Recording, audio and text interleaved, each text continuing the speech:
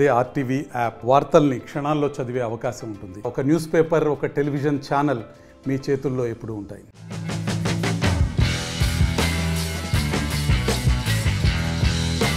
Komaram Bheem project పెను ప్రమాదంలో ఉంది.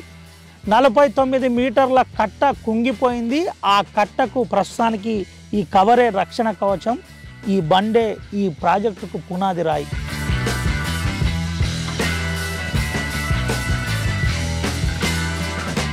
లేకపోతే ఏ క్షణమైన వర్షం వచ్చి వర్షం ఎక్కువ రావడంతో ఈ కట్ట కొట్టుకుపోయే ప్రమాదం ఉంది.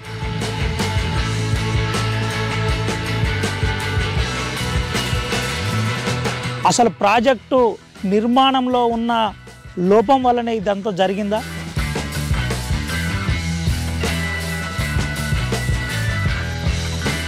ప్రాజెక్టుకు సంబంధించిన అప్పటి పరిస్థితి ఏంటి, ఇప్పటి పరిస్థితి ఏంటి?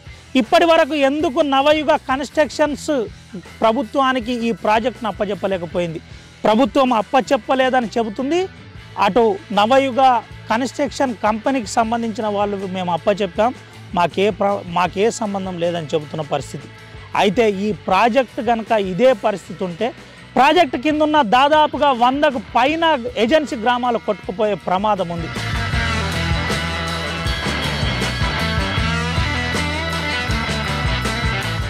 ప్రమాదం జరిగే అవకాశం ఉంది. వెంటనే ఈ ప్రాజెక్టు అతి తక్కువతో ఈ ప్రాజెక్టు సమస్య పరిష్కారమయ్యే పరిస్థితి ఉంది. అతి తక్కువ డబ్బులతో ప్రాజెక్టు నిర్మాణం ఇంకా మిగతాది నిర్మాణం జరుగుతుంది. కాబట్టి వెంటనే ఈ సమస్యను పరిష్కారం చేసి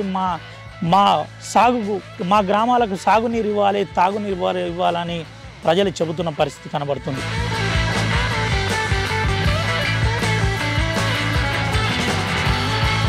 $882 కోట్ల నీళ్లపాలు కాలున్నాయా? చీఫ్ ఇంజనీర్ విద్యాసాగర్ చేసిన డిజైనే మారిపోయిందా? నవయుగ అప్పుడున్న పలుకుబడితో కట్ట డిజైనే మార్చేసిందా? ఎందుకు కుంగిపోయే పరిస్థితి ఏర్పడింది? ఇప్పటిదాకా ఎన్డిఎస్ఏ ఎందుకు ఇక్కడికి రాలేదు? ఎన్డిఎస్ఏ వచ్చిన తర్వాత అసలు ప్రాజెక్టుకు సంబంధించిన వాస్తవ నిర్మాణం జరగలేదని చెబితే ఈ ప్రాజెక్టు పరిస్థితి ఏం కాబోతుంది? ఏజెన్సీ ప్రాంతంలో అప్పటి రాజశేఖర రెడ్డి కలలు కన్నా ఈ ప్రాజెక్టు కళ నెరవేరబోతుందా లేదా? ఆ కళ నెరవేరే విధంగా ఇప్పటి ప్రభుత్వం ఏం చేయబోతుందన్నది వేచి చూడాలి. వాస్తవంగా $882 కోట్ల నిర్మాణం జరిగిన ఈ ప్రాజెక్టు ప్రస్తుతం ఇబ్బందుల్లో ఉంది.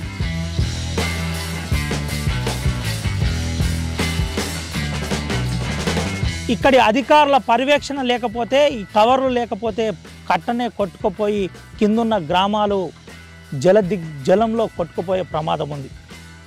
అయితే దీనికి ఏం చేయబోతుంది? అధికారులు ఏం చెబుతున్నారు? ఎస్సీ స్థాయి నుంచి కింది వరకు ప్రస్తుతానికి ప్రాజెక్టు అతి తక్కువ కాస్ట్తో ఈ ప్రాజెక్టుకు సంబంధించి అన్ని రిపేర్లు చేయొచ్చు, కానీ ఇప్పటి వరకు ప్రభుత్వం స్పందించలేదు.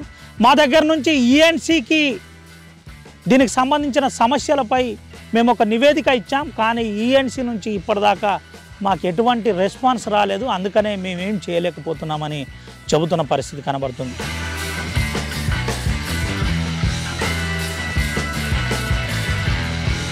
ఒకసారి మనం ప్రాజెక్టు కనుక చూసినట్టు కనుక అయితే ఉమ్మడి ఆదిలాబాద్ జిల్లాలోనే కొమరం భీం ప్రాజెక్టు చాలా సక్సెస్ఫుల్ ప్రాజెక్ట్ అని చెబుతుంటారు. 24/7 జీవధారలా ఎంతో కొంత నీళ్లు కిందికి పైన నుండి వచ్చే పరిస్థితి ఈ ప్రాజెక్టుకు ఉంది. ఈ ప్రాజెక్టు చాలా సక్సెస్ఫుల్ ప్రాజెక్ట్ అని కూడా చెబుతారు. అయితే ఈ పరిస్థితి ఏర్పాటు కావడానికి ప్రధాన కారణం కొంతమేరకు డిజైన్ ప్రకారం నిర్మాణం జరగకపోవడం ఒకటైతే, మరోపక్క ఈ పరిస్థితి ప్రధానంగా నాణ్యత పాటించకపోవడమే మరో పరిస్థితి ఏర్పడిందని ఇక్కడున్న ప్రతిపక్ష నేతలు మండిపడుతున్నారు. ఇప్పటికైనా వెంటనే ఈ ప్రాజెక్టు సంబంధించిన పనులు చేస్తే ఈ గ్రామాలకు నీళ్ళు అందుతున్నదని చెబుతున్న పరిస్థితి కనబడుతుంది. నిజంగానే ప్రాజెక్టు పూర్తి వివరాలు ఏ విధంగా ఉన్నాయో ఒకసారి తెలుసుకుందాం.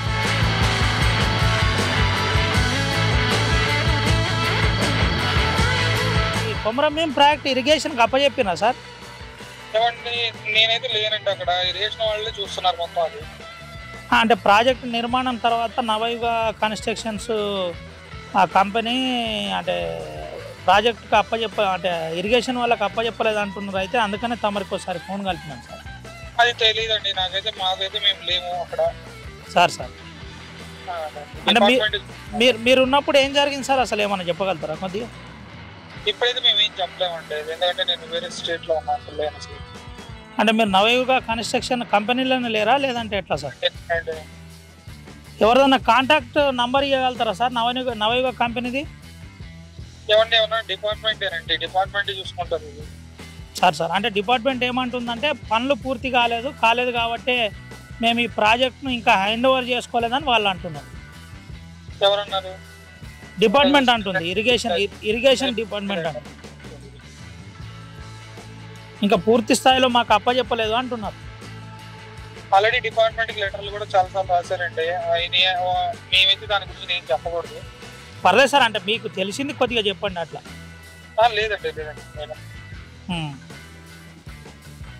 సార్ అంటే ఎప్పటికల్లా దీని బిల్స్ అన్ని క్లియర్ అయినాయా సార్? మరి ఏంటంటే ఇప్పుడు దీనికి సంబంధించిన బిల్స్ అన్ని క్లియర్ అయినాయా? 882 కోట్ల రూపాయలు క్లియర్ అయిపోయినాయి. వెళ్ళిపోయి అక్కడ నుంచి. అవునా? గురించి తెలియదు. మీరు వెళ్ళిపోయారు అంటున్నారు, ప్రాజెక్టు సంబంధించిన డీటెయిల్స్ చెప్తున్నారు, అయితే అందుకని అడుగుతున్నా అట్లా. అదే డిపార్ట్మెంట్ హ్యాండ్ ఓవర్ చేశారని చెప్పారండి, అంతే మాకు తెలిసైతే. సార్ అయితే తెలియదండి దాని గురించి మ్యాటర్ అయితే, నేను అందుకని మేము చెప్పలేకపోతున్నాను కదా. సార్ అంటే మీరు ఉన్నప్పుడు ఏం జరిగిందో కొంచెం చెప్పగలుగుతారా సార్? మీది ఏపీఎం క్యాడర్ కదా కంపెనీ జరుగుతున్నప్పుడు. కాబట్టి నాకన్నా పైన జిఎంలు వాళ్ళు ఉన్నారు, అర్థమైందా? ఒక ఎంప్లాయీని అంతే దాంట్లో. సరే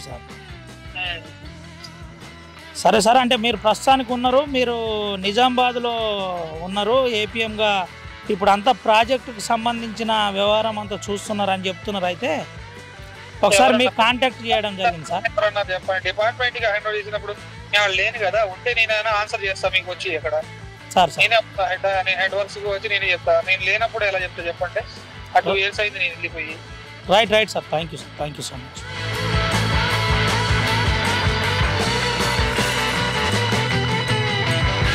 ఇది పరిస్థితి. డిపార్ట్మెంట్కి సంబంధించి అంతా ఇరిగేషన్కి అప్పచెప్తాం, మాకు సంబంధం లేదని అటు కంపెనీ అధికారులు చెప్తున్నారు.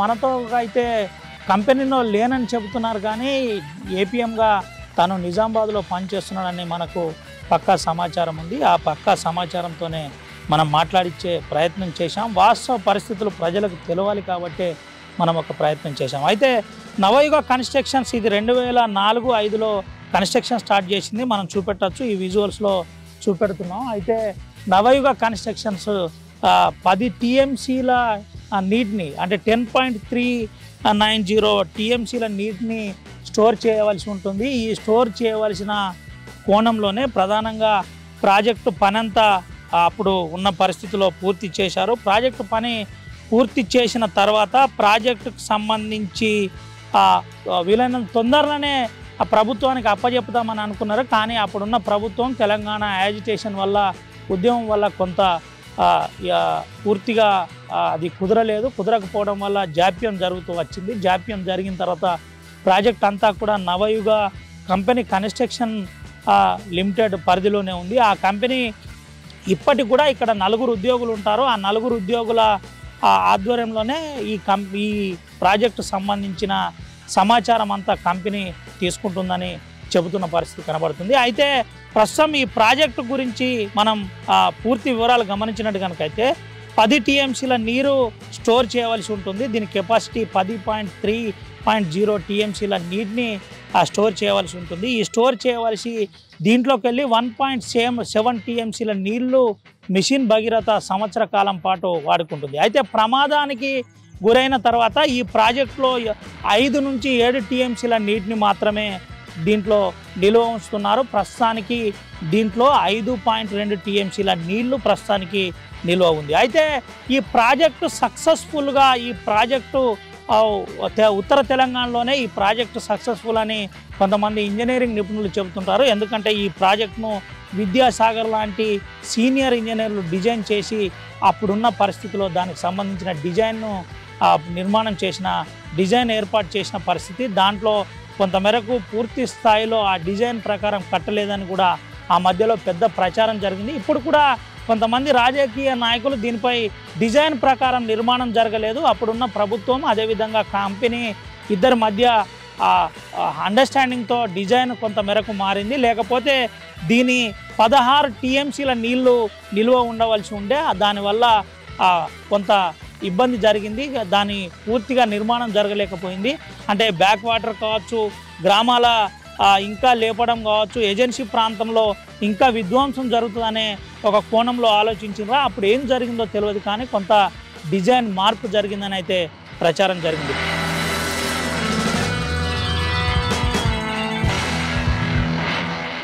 ఈ ప్రాజెక్టు గేట్లు ఎత్తడానికి పవర్ కూడా లేదు. జనరేటర్ సాయంతో ఈ ప్రాజెక్టు గేట్లు ఎత్తే పరిస్థితి ఏర్పడింది. 9 గేట్లు ఉంటాయి. 9 గేట్లకు సంబంధించి ఒక రకంగా ఇప్పుడు అసౌకర్యంగా ఉంది. ట్రాన్స్ఫార్మర్ బిగించినప్పటికీ కరెంటు బకాయిలు, కరెంటుకు సంబంధించిన బిల్లులు చెల్లించలేదని, ఇంకా కనెక్షన్ ఇవ్వలేదని చెబుతున్నారు. అయితే ఈ కట్టకు సంబంధించి రివిట్మెంట్ కానీ, రివిట్మెంట్కు విస్తీర్ణత అడ్డంలో కానీ దీనికి సంబంధించి అంతా కూడా 1500 మీటర్ల వెడల్పుతో ఇదంతా నిర్మాణం జరిగింది. 1 కిలోమీటర్ మేడ కట్ట నిర్మాణం జరిగింది. ఈ కట్టకు 882, మళ్ళీ చెబుతున్నాను, 882 కోట్ల రూపాయలతో ఈ ప్రాజెక్టు నిర్మాణం జరిగిందని చెబుతున్న పరిస్థితి కనబడుతుంది. ఈ ప్రాజెక్టు సక్సెస్ఫుల్గా జీవధారగా ఒక రకంగా పిలుస్తూ ఉంటారు. ఏజెన్సీ ప్రాంతం నుంచి ఎంతో కొంత నీళ్లు ఎప్పుడూ కిందికి జాలువారుతూ ఉంటుంది. ఆ జాలువారుతూ ఉన్న నీళ్ళని స్టోర్ చేయడం ఈ ప్రాజెక్టు ఉత్తర తెలంగాణలోనే దాదాపుగా సక్సెస్ఫుల్. దాదాపుగా ఏజెన్సీ ప్రాంతంలో గిరిజనులకు ఎక్కువగా 45,000 పైచిలుకు ఎకరాలకు ఈ ప్రాజెక్టు నీటి ద్వారా సాగునీళ్ళు అందించే పరిస్థితి ఉందని అప్పటి ఇంజనీరింగ్ నిపుణులు చెబుతున్న పరిస్థితి అయితే కనబడుతుంది. అయితే ప్రాజెక్ట్ ఇప్పుడు ప్రస్తుతం ఎన్ని గేట్లు ఎత్తి కిందికి నీళ్ళు ఇస్తున్నారు, ప్రాజెక్ట్ ఇన్ఫ్లో ఎంత, అవుట్ఫ్లో ఎంత, అదేవిధంగా ప్రాజెక్టు ఎన్ని ఎకరాలకు నీళ్ళు ఇస్తున్నారో మనం ఒకసారి తెలుసుకుందాం. మనతో పాటు కాగజ్నగర్కు చెందిన ఒక రైతు కుటుంబానికి సంబంధించిన ఒక వాళ్ళ కొడుకున్నాడు. ఒకసారి మాట్లాడిద్దాం. ఈ ప్రాజెక్ట్ నీళ్ళు మీ ఊరికి వస్తాయా? రావు. కాలువ ఉందా? అవునా, మా చేను నుంచి ఉన్నది. మీ చేనుల నుంచి సగంలో ఆపి ఉన్నది అంతే. మరి మీ చేనుల వాటర్ వస్తలేవు, రావట్లేదు. మరి ఎప్పుడన్నా అడిగినరా అక్కడ లోకల్ లీడర్లకు కానీ? వాళ్ళు అడిగిన మధ్యలోనే ఆగి ఉన్నది, అట్లనే పూర్తి కాలే. ఏంటి మరి, అంటే ఈ ప్రాజెక్టు పూర్తి అయితే అన్ని గ్రామాలకు, అన్ని పంట పొలాలకు నీళ్ళు వస్తాయి అంటున్నారు. మీకు ఈ విషయం తెలుసా? తెలుసు. ప్రాజెక్ట్ ఉన్నది కానీ నీళ్ళు రావట్లేదు. ప్రాజెక్టుపై, కొమరంభీం ప్రాజెక్టుపై గతంలో నుంచి ఏం జరుగుతుంది? ప్రాజెక్టుపై రైతులకు నీళ్ళు అందించడానికి ఏ విధమైన కసరత్తు జరుగుతుంది? జిల్లా అధ్యక్షుడు మనతో పాటు కొక్కిరాల విశ్వప్రసాదరావు ఉన్నాడు. అసలు తనేం చెప్తాడు, అదేవిధంగా రైతులు కూడా కొంతమంది మనతో ఉన్నారు, వాళ్ళతో మాట్లాడిద్దాం. అసలు ప్రాజెక్టు పరిస్థితి ఏంది, ఎప్పటి వరకు కొమరంభీం ప్రాజెక్టు నుంచి రైతులకు నీళ్ళు అందించే పరిస్థితి ఏర్పడుతుంది, ఒకసారి తెలుసుకుందాం. అన్న, ఏంటి ఇటీవల మీరు ఉప ముఖ్యమంత్రి గారిని, ముఖ్యమంత్రి గారిని ఈ ప్రాజెక్టు విషయంలో కలిసిన పరిస్థితి ఎట్లా చూడొచ్చు? ఎప్పటి వరకు ఈ ప్రాజెక్టు పూర్తి అవుతుంది, ఏంటిది అసలు పరిస్థితి? వాస్తవంగా ఈ ప్రాజెక్ట్ అనేటువంటిది 2011లో దాదాపుగా 90% పైన పూర్తి అయిపోయి 35 కిలోమీటర్లలో దాదాపు 16 కిలోమీటర్ల కెనాల్ పూర్తి అయిపోయి దాదాపు 6 నుంచి 7 డిస్ట్రిబ్యూటర్స్ కంప్లీట్ అయిపోయిన సందర్భంలో 2 సంవత్సరాలు రైతాంగానికి నీళ్లు అందివ్వడం జరిగింది. ఆ రోజు రైతుల పొలాలు సిద్ధంగా లేని క్రమంలో కూడా ఏవైతే ఈ మన పత్తి రైతులు ఉన్నారో, మిగతా రైతులు ఉన్నారో వాళ్ళు కొంత వాడుకోవడం జరిగింది. ఆ తర్వాత కాంగ్రెస్ పార్టీ ప్రభుత్వం పోయిన తర్వాత ఈ 10 సంవత్సరాలలో బీఆర్ఎస్ పార్టీ, టీఆర్ఎస్ పార్టీ ప్రభుత్వం ప్రాజెక్టును పక్కకు పడేసి వాళ్ళ గోల్ అంతా ఒకటే పెట్టుకున్నారు, కాళేశ్వరం ప్రాజెక్టు తప్ప ఇంకో ప్రాజెక్టు మీద వాళ్ళు దృష్టి రాలేదు. రాకపోవడం ద్వారా ఈ ప్రాజెక్టు మెయింటెనెన్స్ లేక మొత్తానికి దెబ్బతిని ఎవరికి కూడా ఇవాళ 10 ఎకరాలకు కూడా ఆయకట్టు రాని పరిస్థితి ఉంది. దాదాపుగా 880 కోట్ల రూపాయల అంచనాతో స్టార్టించిన ప్రాజెక్ట్ ఇది. దాదాపుగా 440 కోట్లతో వర్క్స్, మిగతా ప్రాజెక్ట్ కంపోనెంట్స్ అంటే R&R ప్రాజెక్ట్ కావచ్చు, లేకపోతే ల్యాండ్ ఎక్విజిషన్ కావచ్చు, మిగతా అవసరాల కోసం 450 కోట్లతో ప్రాజెక్టు దాదాపుగా పూర్తయిన ప్రాజెక్టు ఇవాళ పనికిరాని స్థితిలోకి వచ్చింది. దానికి ప్రధాన కారణం ఏంటిదంటే 2022లో జూలైలో వచ్చిన ఫ్లడ్ ఏదైతుందో ఆ ఫ్లడ్లో తగిన జాగ్రత్తలు తీసుకోవడం ద్వారానే ప్రాజెక్టుకి వాళ్ళు దెబ్బతింది. దాని మీద ఈ 2 సంవత్సరాల వరకు కూడా వాళ్ళు దాన్ని ఏమైందనే విషయంలో ఆలోచనలు పట్టించుకోలేదు. దాని ద్వారా ప్రాజెక్టు మనుగడకే దెబ్బతిన్న పరిస్థితి వచ్చింది. దాన్ని ఇప్పుడు ఏం చేయాలనే దగ్గర నిపుణులతో చర్చించడం జరుగుతుంది. దాని మీద నిపుణులైన కమిటీలు వేసిండ్రు, సర్వే జరుగుతూ ఉంది. దాని 10.01 టీఎంసీకి కెపాసిటీ ఉన్నటువంటి ప్రాజెక్టు ఇవాళ లైవ్ కెపాసిటీకి వచ్చేసి 5 టీఎంసీలకే కుదించబడింది. అందుకని చెప్పని ఏవైతే ఇరిగేషన్ నిపుణులు కానీ తర్వాత మిగతా కమిటీ మెంబర్స్ ఎవరైతే ఉన్నారో ఆ రిపోర్ట్స్ వచ్చిన తర్వాత దాన్ని ఏం చేయాలనే విషయంలో ఒకటి చర్య తీసుకోవడం జరుగుతూ ఉంది. సంబంధించిన బాధ్యుల నిర్లక్ష్యం వల్లనే ఈ ప్రాజెక్టు ముంపు వాటిల్ అనేది నా ప్రత్యేక భావన. ఇంకో విషయం చెప్పండి అన్న, మీకైతే ఈ ప్రాజెక్టుల మీద జలాల మీద ఒక ప్రత్యేకమైన అవగాహన ఉంది, విషయం తెలుసు. ఒక విషయం చెప్పండి, ఈ ప్రాజెక్టు నీళ్లు 45,000 ఎకరాలకు పైన నీళ్ళు ఇవ్వాలని ఉంది. అప్పుడున్న మీ ప్రభుత్వం అంటే కాంగ్రెస్ ప్రభుత్వం రాజశేఖర రెడ్డి హయాంలో జలయజ్ఞంలో భాగంగా ఈ ప్రాజెక్ట్ స్టార్ట్ అయింది. ఎందుకని ఈ ప్రాజెక్టు ద్వారా నీళ్ళు అందించలేకపోయినారు? అసలు దానికి ప్రధాన కారణం ప్రాజెక్టు పూర్వాపరాలకు వస్తే దీని జలయజ్ఞంలో భాగంగా 2005లో దీనిని ప్రారంభించడం జరిగింది. అందులో భాగంగా దీన్ని మొట్టమొదటిగా 10.01 టీఎంసీకి డిజైన్ చేయడం జరిగింది ఈపీసీలో భాగంగా. ఈపీసీ అంటే మీకు ఐడియా ఉంటుంది అందరికి కూడా, ఇంజనీరింగ్ ప్రొక్యూర్మెంట్ అండ్ కన్స్ట్రక్షన్. ఆ రోజు మేము 24,500 ఎకర్స్ మాత్రమే మొదటి దశగా ప్రారంభించుకోవడం జరిగింది. ఆ తర్వాత ప్రాజెక్టు పూర్తి అయిన తర్వాత మిగతా ఏవైతే 15,000 ఎకరాలు ఉన్నదో అంటే 45,000 ఎకరాలకు సంబంధించి సెకండ్ ఫేజ్లో తీసుకున్నాం. ఎందుకోసం అని చెప్పంటే దానికి కూడా ఒక ప్రత్యేకమైన కారణం ఉంది. మనం ఈ 10 టీఎంసీలను చూపించి మేజర్ ఇరిగేషన్లకు పోతే దాని కంపోనెంట్ వేరుంటాయి, మైనర్ ఇరిగేషన్లకు వస్తే కంపోనెంట్ వేరుంటాయి. కాబట్టి మనం కుదించుకొని తర్వాత ఎక్స్టెండ్ చేసుకుని మన దగ్గర ఉంది చెప్పండి దాన్ని 10 టీఎంసీలకే నీరు స్టోరేజ్ చేసుకుంటాం. మీడియం ఇరిగేషన్ తీసుకొని ఆ రోజు 24,500 ఎకరాలకు డిజైన్ చేసుకొని మనం స్టార్ట్ చేసుకున్నాము. ఆ తర్వాత 2009 తర్వాత మళ్ళీ ప్రాజెక్టు 90% అంటే దాదాపు 50% కంప్లీట్ అయిపోయిన తర్వాత మిగతా అంచనాలు రూపొందించుకొని దాన్ని పొడిగించడం జరిగింది. తర్వాత మనము నీళ్ళు ఇవ్వాలని అనుకున్న తర్వాత కొంత ఫారెస్ట్ ప్రాబ్లం వచ్చింది. ఫారెస్ట్కు డబ్బులు చెల్లించడం కానీ ఫారెస్ట్ ల్యాండ్ ఎక్విజిషన్ కానీ కొంత ప్రాబ్లం రావడం ద్వారా కొంత డిలే జరిగింది. ఆ డిలేలో భాగంగా దాన్ని అప్పటికి దాదాపుగా మేము పెద్ద ఎత్తున అంటే మేజర్గా కెనాలు రైట్ కెనాల్ కంప్లీట్ చేసుకున్నాము, లెఫ్ట్ కెనాల్ దాదాపుగా కంప్లీట్ అయిపోయింది. ఈ 24,500 సంబంధించినటువంటి ఆయకకు సంబంధించినటువంటి మొత్తం కూడా దాదాపుగా పూర్తి చేసుకోవడం జరిగింది. కొంత అక్కడక్కడ స్ట్రెచెస్ ఎట్లా అంటే మధ్యన ఫారెస్ట్ బిట్ రావడము లేకపోతే ఇంకో రకంగా ఈ కోర్టు డిస్ప్యూట్స్ రావడం ద్వారా కొంత పెండింగ్ పడి ఆగింది తప్పితే మా హయాంలో మొత్తం కంప్లీట్ చేసాం. ఈ బీఆర్ఎస్ పార్టీలో ఏం పట్టించుకోలేవు. ఇవాళ మనం చూసుకుంటే రాపిల్లో మీరు చూసుకుంటే మా చోరుపల్లి కావచ్చు, గుండి కావచ్చు, వాంకిడి మండలంలో సామెల కందరగం లాంటి గ్రామాలకు మేము నీళ్ళు ఇచ్చినాము ఆ హయాంలో.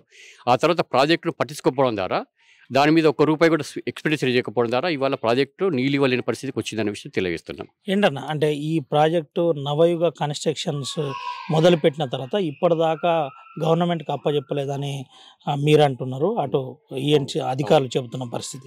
అసలు నిజంగానే ప్రాజెక్టు గవర్నమెంట్కి అప్పచెప్పినరా ఇంకా నవయుగ కంట్రోల్లోనే ఉందా? నా దృష్టిలో ఇప్పుడు నవయుగ కంట్రోల్లో ఉంది. 1,000 ఎకరాలకు నీళ్ళు ఇచ్చే సామర్థ్యం సక్సెస్ఫుల్, ఉత్తర తెలంగాణలోనే సక్సెస్ఫుల్ అని చెప్పుకునే ప్రాజెక్టు 9 గేట్లతో ప్రస్తుతానికి 10.3 టీఎంసీల నీళ్ళని స్టోర్ చేసే కొమరం భీం ప్రాజెక్టు కష్టాలతో కొట్టుమిట్టాడుతుంది.